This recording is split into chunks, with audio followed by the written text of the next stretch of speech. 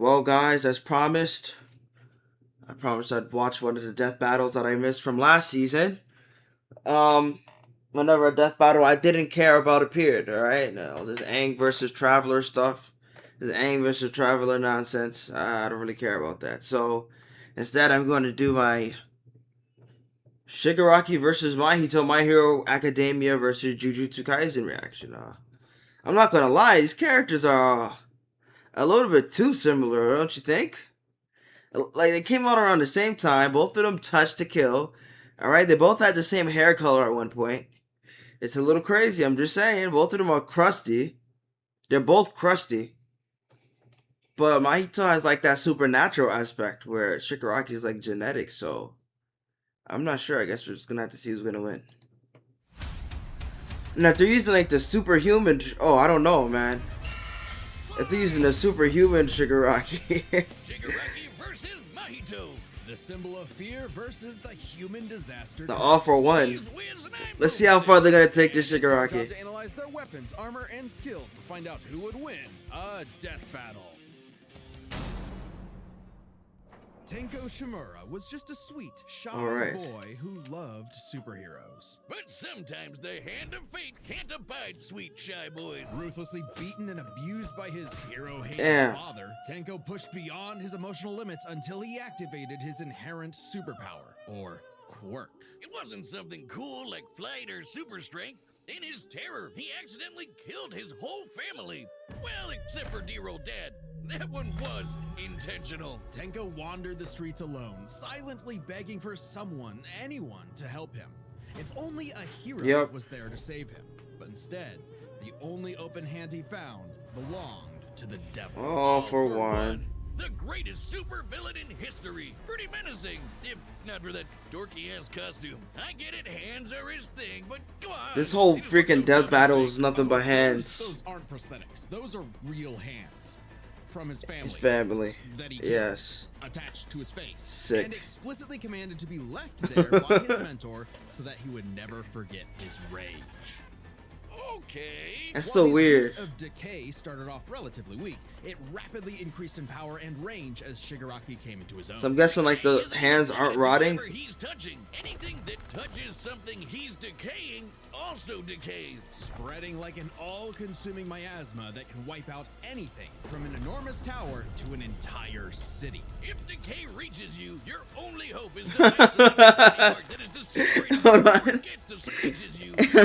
From an enormous tower to an entire city. If decay reaches you, your only hope is to isolate the body part that is disintegrating before it gets to something vital. After years of training with the greatest supervillain of all time, Shigaraki was finally put in charge of his own team with one mission.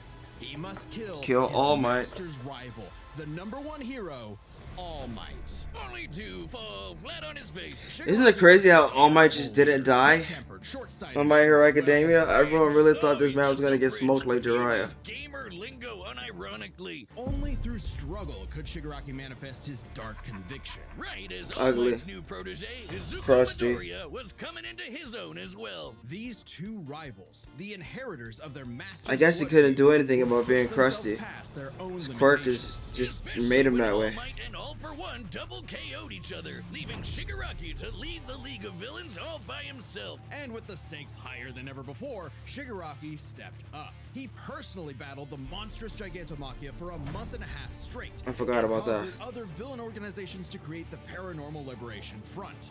Not I remember. Soldiers for his personal army. Yes. All to impress All for Dr. One's Eggman. personal quack, Dr. Ujiko. Close enough. Months upgrading Shigaraki's body to make it more like his sensei's. It might have been constant agony, but Yo, why didn't Dabi just do that? Why didn't Dabi just do that so he can handle his own flames? Like, you ever just think about that? Sharing All Might's power between them, Deku and Bakugo were able to punch an island-sized hole in a cloud that reached 24 miles into the sky. We've calculated that before to be nearly 80 million megatons of TNT, almost as much as the meteor that wiped out the dinosaurs. What a cool movie. He can now move fast enough that his body produces hypersonic shockwaves and can even catch laser beams. And he's tough enough to survive Star and Stripes intercontinental ballistic cruise. You know, she came into the show just to fucking die. Move over, gigantic Omega Storm. Anyway, it also made a blast so big it showed up against the curvature of the Earth. Though he might seem invincible, when Shigaraki's body is pushed hard enough, he will evolve into a state of uncontrollable power. So Decay became? Oh shit, more hands! Shigaraki can spontaneously generate flesh into existence. That's not a quirk. Seemingly oceans That's of just it his in body. existence. Whenever he wants. He can even use it as a type of armor to defend himself in close combat. But that's nothing compared to Ujiko's greatest gift. Shigaraki wanted to be the new All-for-One, so what better way than the old man's quirk? All-for-One's quirk, All-for-One, allows its user to steal and store quirks with... That's not really gonna do anything against Mahito. Hundreds of them stored up. There we go. That's Each good. quirk is connected to a memory of its user's essence in the form of a spirit. A vestige. Kinda like a piece of their soul.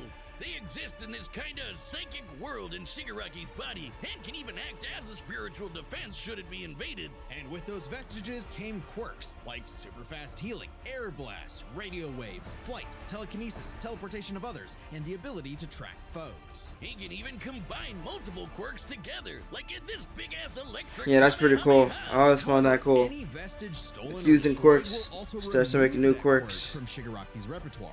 They're also sentient, and some can even fight for control. Which is when the second shoe finally dropped. Because Shigaraki also got All-for-One's vestige, that means Don't tell me. All-for-One was now in possession of a shiny new body that he'd spent... They're gonna use this version? No way they're gonna use it. Shigaraki's entire existence was planned from the beginning. They're not gonna use All-for-One, right? Because All Might's Is this previous secretly mentor All-for-One versus was Mahito? Shimura, Tenko's grandmother. I don't think they're gonna use All-for-One. Wait. Far gone.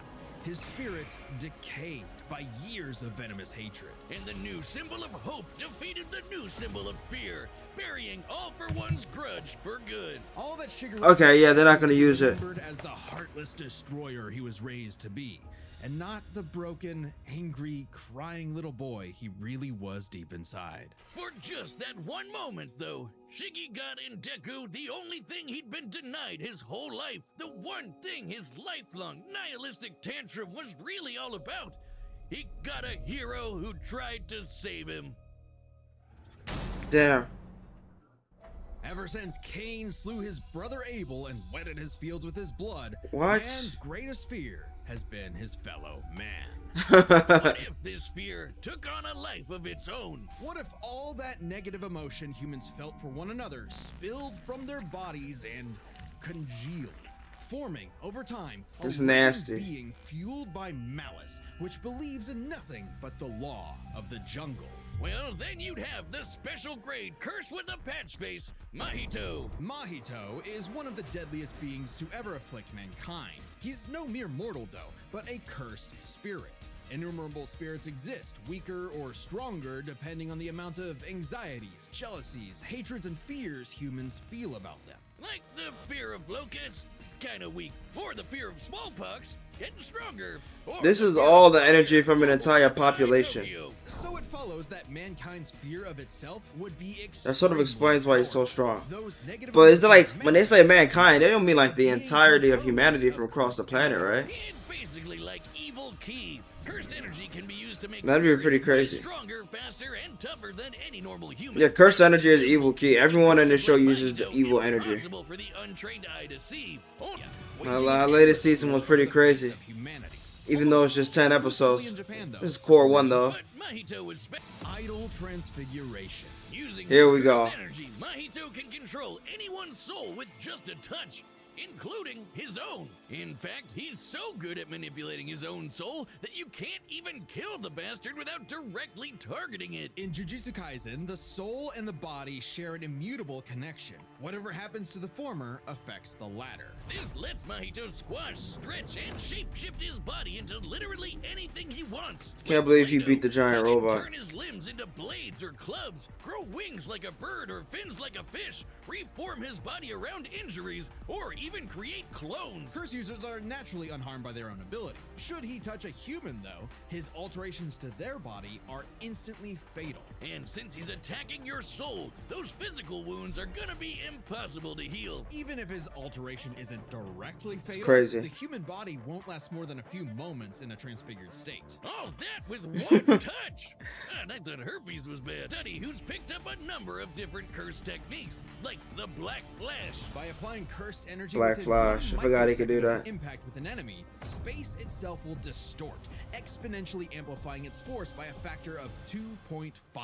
Not only does this hurt like a perfect hit, it restores your curse technique and gets you fully. That shit is crazy. And would require reflexes moving nearly 1,000 times the speed of sound. It's no surprise then that Mahito also unlocked the pinnacle of sorcerer techniques, the domain. You land a perfect punch and you just instantly go in sparking mode. More hands. A domain is like a barrier of cursed energy, but if you're caught inside, Mahito can use idle transfiguration instantly without even needing to touch you. It's called the self-embodiment of perfection. Yeah, like what is Shigaraki gonna do against the domain expansion? He can't do anything. This is supernatural. The student sorcerer and Mahito's archenemy, Yuji Itadori. Because not only was Yuji a barf-inducing goody little two-shoes who believed in the inalienable rights of all living things, blah, blah, blah, he also had a curse inside of him. The king of curses. Ryomen Sukuna. Mahito's ability affected both souls in Yuji's body. Sukuna didn't like that. No surprise, and kicked Mahito's ass, forcing Patchface to fight with a handicap whenever facing his pink-haired menace. Yuji's belief in the value of human life flew directly in the face of the world that Mahito knew to be cruel and meaningless. So he made it his mission to crush Yuji's spirit before killing him, murdering his friends, defiling their corpses, and brutally battering him before. That was a really dark arc, wasn't it? He's got the strength to do it. Mahito's one of the most powerful curses. That was really peak Jujutsu Kaisen. Growth is exponential. Fellow disaster curse Jogo was able to. So this arc is pretty crazy too, though. I don't know. This shit's always peak, I guess. Of over 800 kilotons of TNT, and Mahito can take as good as he can give, especially when. Hey yo. Of struggle against Yuji, he evolved. Yeah, dude got a final form just to be weakened. It didn't even matter. Like, he had internal damage already. Exoskeleton and arm blades. This was a taste of the almighty curse Mahito was growing into. A true blight on all mankind. It wouldn't last. In a bitter battle of resolve, Yuji won out. In a dog-eat-dog world, a little corny. Now a bigger wolf. So he tucked tail and ran away like a bitch. What do you know? It's the greatest chase. Became a whole lot more meaningful the second it looked like it was about to end. All that gleeful nihilism, just a bitter hypocrisy in the end. Wolves like cloaks. Maybe, but Mahito found a convert in his archenemy. After a battle that wiped out thousands of innocent people, Yuji's youthful spirit was gone. The only thing left that mattered was exorcising this curse. In a way, that was Mahito's final victory. The destruction of another human being's soul. He may not have been around. His victory led to his defeat. Mahito inflicted on the world would bring it to its knees. Hey, do you see that join button? Yeah, that one. That's your ticket to being a. How is Shigaraki gonna get around the domain expansion? What's he gonna do against that? What can he do? I wonder what's gonna happen with that. Being a champion.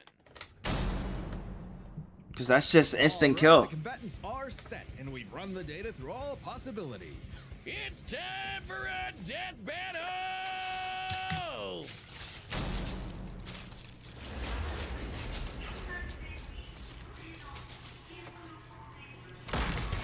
Oh.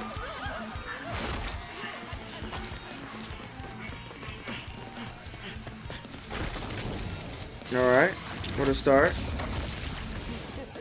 I'd heard of a powerful villain stalking these parts. My organization is going to tear this putrid world down around us. We could use a freak of your talents. Little old me. Do I want to be king of the social rejects? How about I bring them your head instead? Fine by me. Already got the vibes right. Let's call this your audition. Sickum. No moves?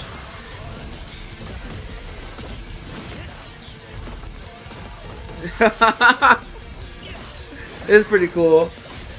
Nobles don't have souls though.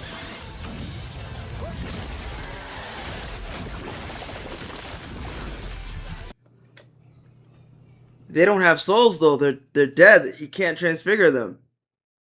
They're zombies. There's no souls inside of them. You can't transfigure a Nomu. It ain't got no soul.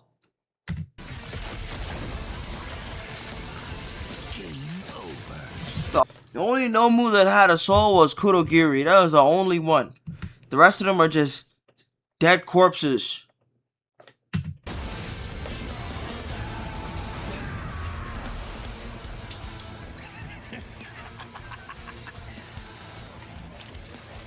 Did you actually just say that? That's disgusting.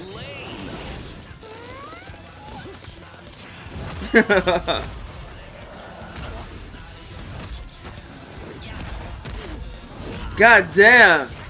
Oh, he's getting jumped. He's getting jumped. He's getting jumped. Audition over. Did I get the part?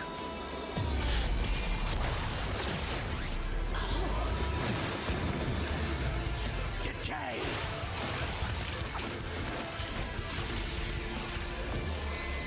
Oh shit. Black Flash. Yo, what can Shigaraki do, bro? Oh my god. Already? Okay, we both monsters up in this.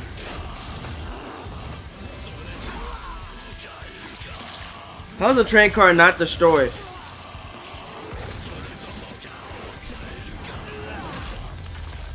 That all you got? Domain expansion. It's over. It's over. What can he do? There's nothing he can do. You're just a scared little boy whose daddy was mean and wants to make it. Are they gonna do some shit where All For One has like a bunch of souls inside of him or something like that?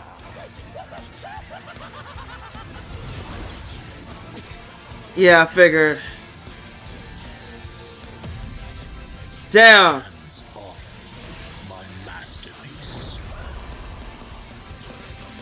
Oh, that's crazy. That's crazy. Okay. Yeah, Mahito's fucked. You only hate humanity because you were born that way. Totally random. Yeah, it's over. It's over anyway. Got that Pac-Man. Oh shit. I didn't think All For One was gonna pull a Sukuna. I'm not gonna lie. That was pretty clever of them. Pretty clever. I can't even hate. What did I say, Wiz? Like a bitch. Damn. That was really clever. Was a puzzle to figure out, which is why we're breaking it down to 3 categories: physical stats, survivability, and their powers. But first, let's address one thing. Could Shigaraki even see Mahito? He's an invisible curse after all. Yeah. Energy I think in My Hero Academia, if you have either 1 for All or All For One, it should give you some sort of spiritual awareness, because those are the only quirks that actually deal with souls, if you think about it. incredibly different, and Shigaraki wouldn't be able to see curses normally. However, even regular humans can spontaneously develop the ability to see curses in life and death scenarios. And with the search quirk, Shigaraki would have had no problem tracking it. So seeing Mahito wouldn't have been an issue. With that out of the way, we can jump into their stats. This was no contest. Despite the disaster curses being able to destroy entire cities with their cursed energy, Shigaraki's scaling to Deku and Bakugo meant he was calculably millions of times stronger. I don't think like there's been a My Hero Academia movie that could peak, that reached that one, man. That one's just the best one up to this day. But Shiggy was thousands of times faster. Shigaraki takes stats. But survivability was a little trickier to figure out. Yep, in terms of raw durability, Shigaraki was a lot tougher. And his ability to generate new flesh meant that he could heal. This was a good death battle. Super easy. However, Mahito is a curse and is immune to the kind of overwhelming physical damage Shigaraki could dish out. Not only that, Mahito's regenerative ability via idol transfiguration meant that he'd come back from anything short of spiritual damage. Considering Mahito's unique curse body, he should actually get the edge in survivability. Which presents a crucial question. Could Shigaraki even kill a curse like Mahito in the first place? Or would Mahito's unkillability give him the time he needed to eventually put Shiggy down with idol transfiguration? It all comes down to He's killable. Shigaraki had a lot more variety with all of the crazy quirks All For One had collected over all the years, but none that we know of could properly kill a curse. That didn't mean idol transfiguration was a surefire bet either, though. Of all things, Shigaraki's vestiges served as a spiritual shield from the effects of idol transfiguration. The fact that Mahito could not That was avoid really clever. targeting Sukuna while attacking Yuji meant that he couldn't target specific souls inside a person. And Shiggy has hundreds of soul-like entities inside of him. Sure, each one down means he loses a quirk, but that's more than enough time to land a single hit with Decay, especially considering how much faster Shiggy is. And Mahito has Oh, so that's why when he transfigured and killed them, it sort of just, like, it was weird. Like, when he transfigured Shigaraki at the beginning, it was almost like he was, like, bursting out of a shell. So Shigaraki was actually getting killed. But he has so many quirks, he just came back to life with another one. That's insane. Defend against Shigaraki's primary quirk. Decay has affected spiritual beings in the past. Again, vestiges. In fact, he was able to damage Deku's vestige and have that damage transferred to the Deku in the real world. Mahito may be made of spirit energy, but he still has a physical form. In fact, sorcerers that couldn't naturally target the soul were able to fight him on even footing. No reason to think Shiggy wouldn't decay him like everyone else, giving Shigaraki the third and final edge. It was a unique duel to the death, but Shigaraki's overwhelming might, unstoppable powers, and deadly decay spelled the end for the disaster curse. Nothing else to say. You really gotta hand it to Shigaraki. The winner is Tomura. That was really interesting. I like this one. Next time on Death Battle.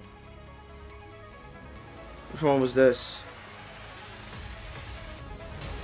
Oh, I don't think I have much interest in this one. I'm not really into Doom or Halo, but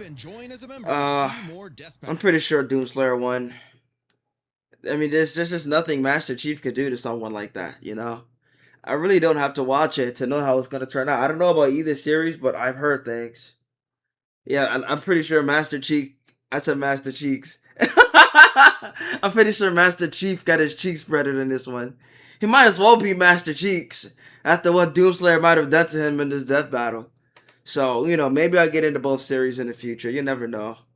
I'm very open-minded, so we'll see.